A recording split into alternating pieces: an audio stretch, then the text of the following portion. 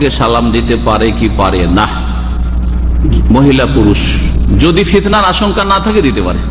ফিতনার আশঙ্কা না থাকে তাহলে দেওয়া জায়েজ আছে, কোনো অসুবিধা নেই। মহিলা পুরুষকে দিতে পারে, পুরুষ মহিলাকে দিতে পারে, যুবক যুবতীকে দিতে পারে, যুবতী যুবককে দিতে পারে।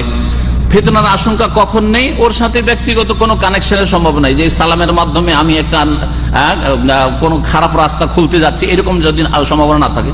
লোকজনের সামনে সালাম আলাইকুম, বাপ মায়ের সামনে বোরখা পরে আছে সালাম আলাইকুম ভাই, খালাতো ভাই মামাতো ভাই চাচা সালাম আলাইকুম ভাই, অথবা শেখ বলছে সালাম আলাইকুম শেখ, অসুবিধা নেই, হ্যাঁ জায়েজ আছে। কিন্তু যদি নির্জনে হয়, আর বিশেষ করে যুবক যুবতী রাস্তাঘাটে একা একা দেখা হচ্ছে, রাস্তায় একটা যুবতী আছে আর একটা যুবক আছে, সালাম আলাইকুম ভাই, অথবা বলছে সালাম আলাইকুম আপু, এই করে ফিতনা হবে।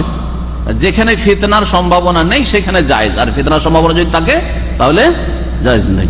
আপনার দাদির বয়সে, আপনার মায়ের বয়সের বুড়ি 60 বছরের গ্রামের কোন মহিলা, বেগানা মহিলা, তো সালাম দেওয়া জায়েজ আছে, তার ফিতনার আশঙ্কা কম আছে, করে নেই হয়তো।